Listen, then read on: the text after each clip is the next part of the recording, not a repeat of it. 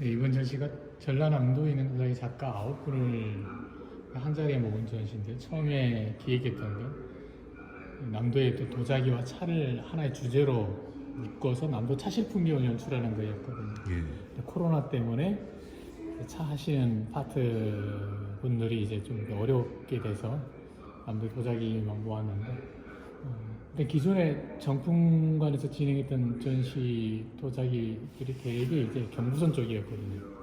김해, 밀양, 문경, 이제 그리고 수도권인데, 이제 이건 그렇죠. 도자기는 시장의 반응이죠. 그렇게 그 경부선 쪽과 수도권들은 이제 시장이 크니까 도자기 작가들도 많고 뭔가 활성화되어 있는데, 이번에 전라도 쪽 이렇게 돌아다니면서 이렇게 여러저러 이야기를 해보니까 이쪽도 나름대로 어떤 특색을 가지고 있었고, 또 한편으로는 역사를 조금은 더 멀리 올라가 보면 실제 시장이 훨씬 더 큰 게 전라도 쪽이라는 거죠.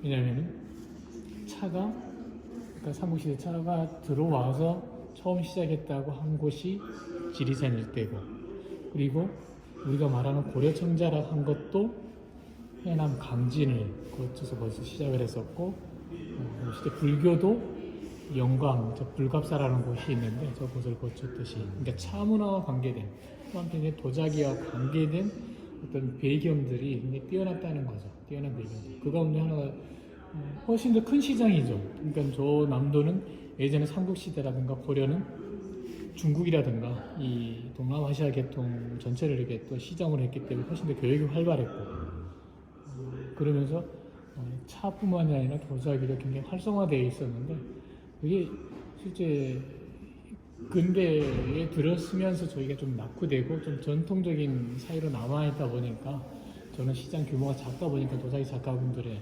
생각하는 그런 어떤 발전들이 좀 많이 부족했던 것 같아요. 그래서 실제 고려 이전에 보면은 이제 토기 저기 나주에 고분들이 있는데, 뭐 원관묘라 해서 항아리를 이용한 도자기 문화가, 토기 문화가 있었으니까 굉장히 발달한 조건들이 있었고, 그리고 도기, 그리고 최초의 우리나라에서 유약을 활용한 그 도자기도 이쪽에서 등장했고, 그러면서 이제 절강성이나 용천에서 이제 청자가 전해지잖아요. 그래서 저기 해남이 오원시 청자, 우리나라로 보면 초기 청자, 그래서 녹청자라고 그러죠. 그러니까 정기봉, 황원영 선생님 쪽에 있는 여기가 이제 녹청자 형태, 그리고 이제 옆에 있는 강진은 우리가 말하는 고려의 또 비지청자.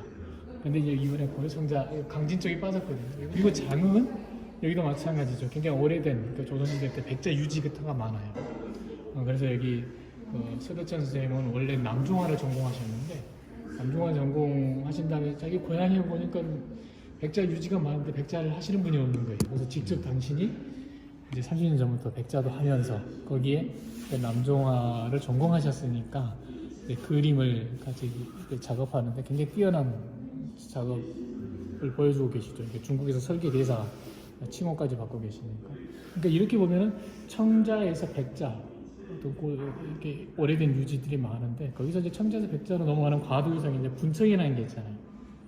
그래서 되게 이쪽 그 남도 쪽이 소백산맥하고 노령산맥, 그리고 거기에 어떤 그 무등산이 있고 영산강하게 어떤 범람원이 있으니까 이쪽에 토양이 홍토, 그러니까 산화철 성분이 많아요. 그래서 그 산화철이 많은 홍토를 이용해서 분청에 적합했고, 그래서 그 분청을 이용해서 각 지역마다, 그러니까 청자와 백자도 있지만은 전체적으로 보면 분청이 좀 주로 이렇게 많이 있고 특색 있게 한 것 같아요. 그래서 보성도 그렇고 무안, 나주, 영광, 담양, 여기 작가분들이 주로 이제 분청을 하신 작가분들이고, 그러니까 그 지역의 흙으로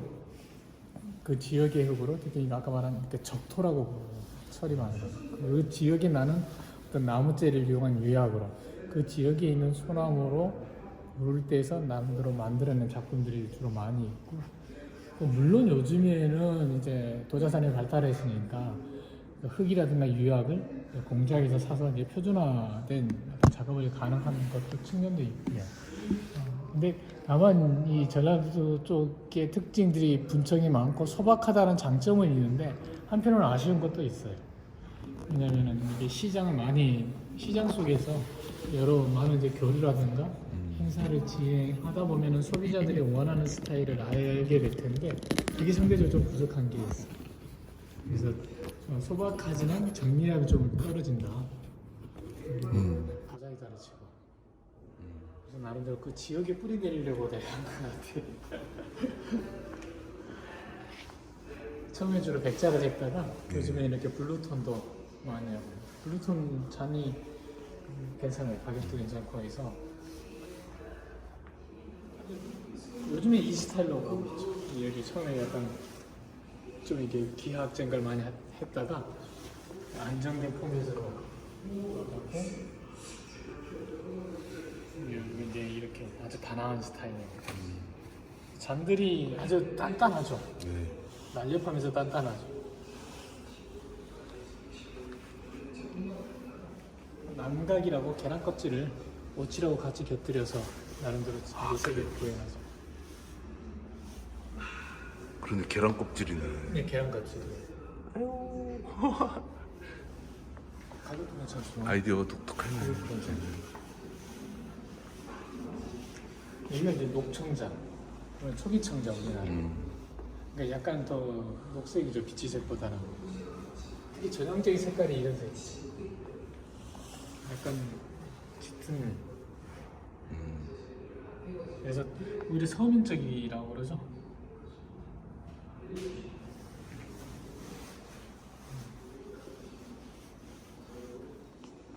일단 정말 도자기가 배우고 싶어서 문경 가서 배우셨거든요. 그래서 이 완이라든가 문경 스타일을 굉장히 잘 만들어내시는데 이제 이 완의 시장이 이제 가라앉았잖아요.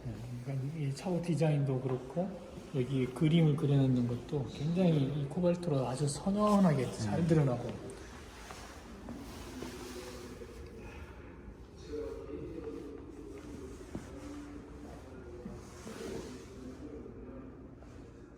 이게 보면 이게 말하면 아까 말한 적토예요. 적토에 그쪽에 있는 자연유약으로 그리고 거기에 있는 소나무로 물을 떼는데 실제 우리가 그 장작감으로 뗐다고 할 때 전제 조건이 그거죠. 그 유약 자체도 나름대로 좀 천연스러워야지 각각이 다 제 모양을 내게 되는 거죠. 그렇죠. 근데 굉장히 디자인도 뛰어나요. 그러니까 소박한 것 같은데 나름대로 안정감이 있어.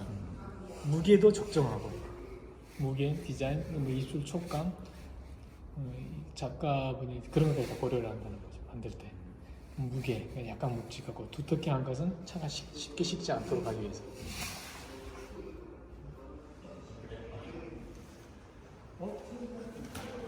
이거는 소금 유약으로 장난 가격도 좋잖아요. 예. 나름대로 생겼고 작가들이 만든 작품들이 어떤 차에 어떻게 어울리겠다는 스토리가 조금 부족하지 않나. 그래서 이게 전통과 현대가 공존하고 있고, 그 다음에 전통 중에서는 각 지역적인 특색들을 살리고 있는 작업들, 해남, 장문, 무안, 영광, 보성 이런 부분들. 그런 나름대로 또 이렇게 매력적인 것 같아요. 다만 이게 조금은 더 현재 소비자들하고 좀 더 만나서 소통하고 좀 더 정밀해지고 그런 부분이 필요할 것 같고 그런 점에서 이쪽 작가들 중에서 서울에서 처음으로 전시한 작가분들이 몇 분 계시네요. 그만큼 소비자들하고 만나는 그 기회가 적었다는 거고 그래서 이번에 컨셉이 도자기를 매개로 한 남도 여행이니까 남도의 도자기와 남도의 차문화 그리고 그게 가능했던 남도의 어떤 지리적인 것 이런 부분들을 같이 보면서 작가의 작품 세계를 또한 보면 나중에 이쪽을 여행을 갈 때 또 하나의 관점으로 여행의 스토리가 구성되지 않을까. 그래서 이번 전시는 그런 취지로 계획을 했습니다. 아이고.